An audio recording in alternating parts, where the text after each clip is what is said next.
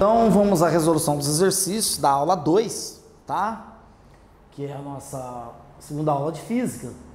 E são exercícios assim simples, leve, né? Um exercício de bate-papo, tá? Que é para a gente poder imaginar a situação do dia a dia e poder entender isso.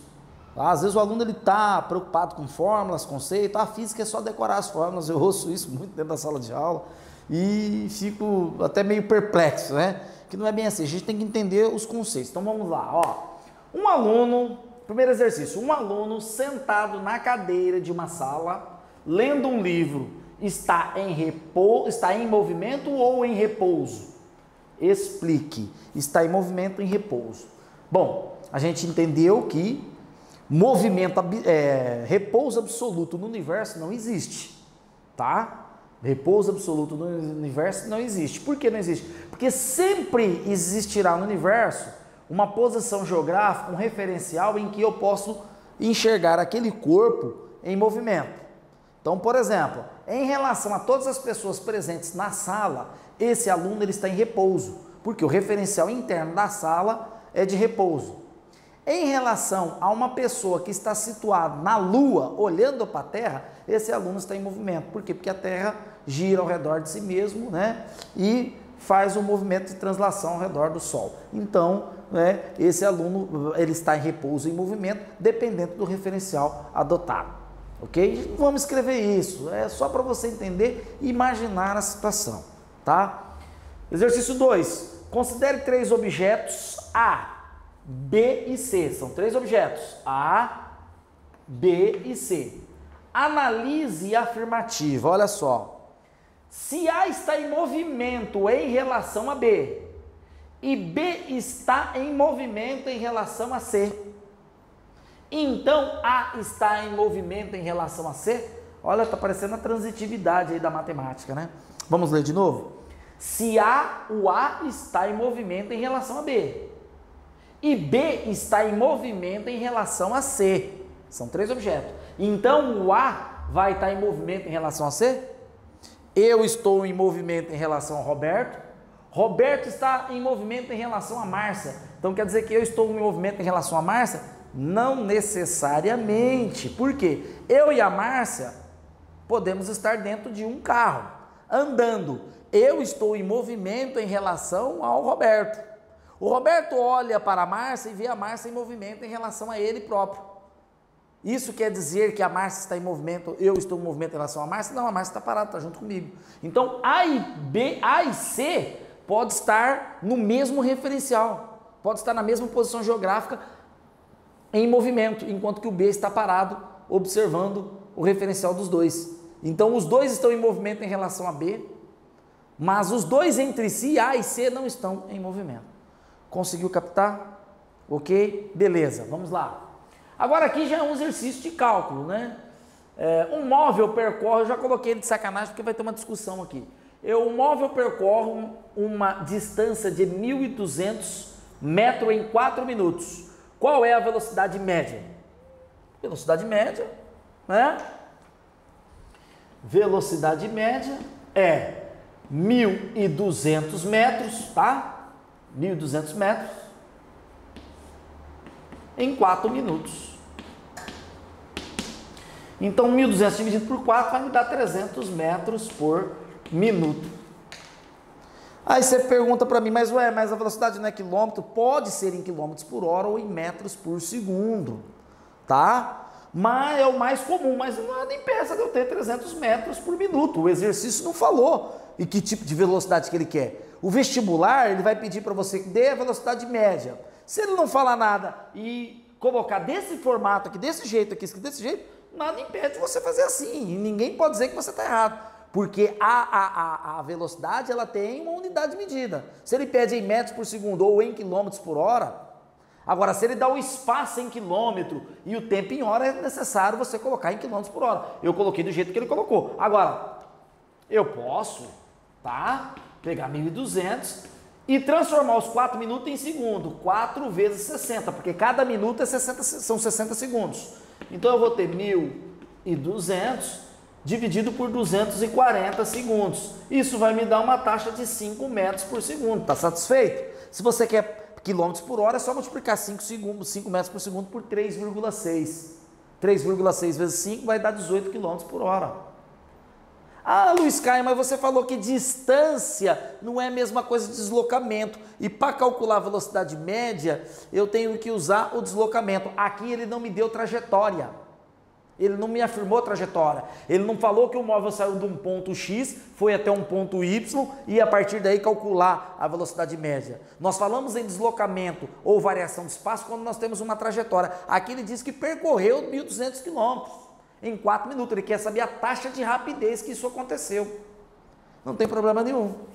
Ok? Vamos agora resolver mais 2 exercícios. Esses 2 exercícios já é um pouquinho mais sofisticado, vai exigir um pouquinho mais de raciocínio aí por parte de vocês, né? E da minha parte também para resolvê-los, ok? Vamos lá? Bom, continuando a série de resoluções de exercícios, agora nós vamos resolver um exercício um pouquinho mais sofisticado do que os outros 3 primeiros, tá? É um exercício de vestibular, né? Vai exigir um raciocínio um pouquinho mais apurado. Então, vamos tentar entender. Numa corrida de carros, o vencedor gastou 1 hora e 30 minutos para completar o circuito, desenvolvendo uma velocidade média de 240 km por hora. Olha os dados aí, ó, tá? Olha os dados. Enquanto que o segundo colocado desenvolveu uma velocidade média de 236 km por hora. Pessoal, é bom sempre ir, né, grifando para que você possa registrar o que está sendo dado para você. Se a pista tem 30 quilômetros, quantas voltas o vencedor chegou na frente do segundo colocado? Eu preciso saber o número de voltas, tá? Bom, o vencedor eu vou chamar de velocidade média 1. Ele percorreu 240 quilômetros por hora. Qual que foi o tempo dele? O delta T1 dele foi 1 hora e 30 minutos. Aqui que é o grande problema. Os alunos têm dificuldade nisso. Eu não posso, tá, aplicar numa equação matemática física, tá, um tempo com 2 grandezas, que eu tenho hora e minuto, tá? Então eu tenho que ou deixo tudo em minuto ou deixo tudo em hora. Então, como a minha velocidade é quilômetros por hora, eu vou passar tudo para hora. Eu vou dividir isso aqui por 60, porque 1 hora tem 60 minutos. Então meu delta T1 vai ser 1 hora, 30 dividido por 60, 0,5, então ele terminou 1,5 horas. Esse é meu tempo de corrida, certo? Correto? Agora, para mim saber quantas voltas ele deu, eu preciso saber o tanto, qual a quilometragem que ele percorreu e dividir por 30, porque a cada 30 quilômetros que ele anda, ele percorre uma volta, ele dá uma volta. Ele andou 240 quilômetros durante 1 hora e meia.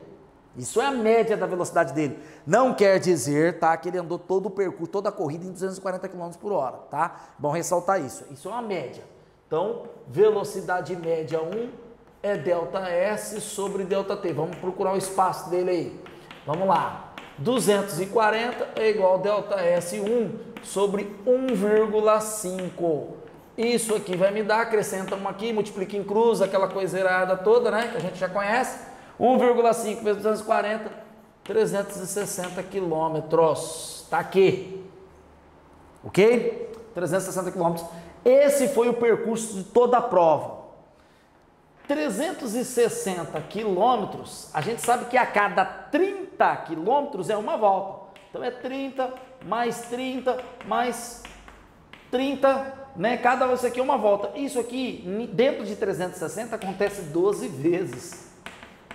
Né? Então nós podemos dizer que é 12 vezes 30. Então corresponde a 12 voltas. Aqui, ó, o primeiro colocado deu 12 voltas. Quantas voltas deu o segundo colocado? Gente, para mim saber isso, né, porque eu quero saber quantas voltas o primeiro colocado chegou na frente do segundo. Não precisa aplicar de novo, basta fazer lá, ó, vou fazer aqui direto. O delta S2 do segundo colocado vai ser a velocidade média vezes o delta T. O tempo é o mesmo, porque quando o primeiro colocado cruza a linha de chegada, acabou a prova. Então, tanto o segundo colocado quanto o primeiro colocado gastou 1 hora e meia para fazer todo o percurso, toda a prova. Então vai ser 236 vezes 1,5. Isso vai me dar 354 quilômetros. 354 quilômetros.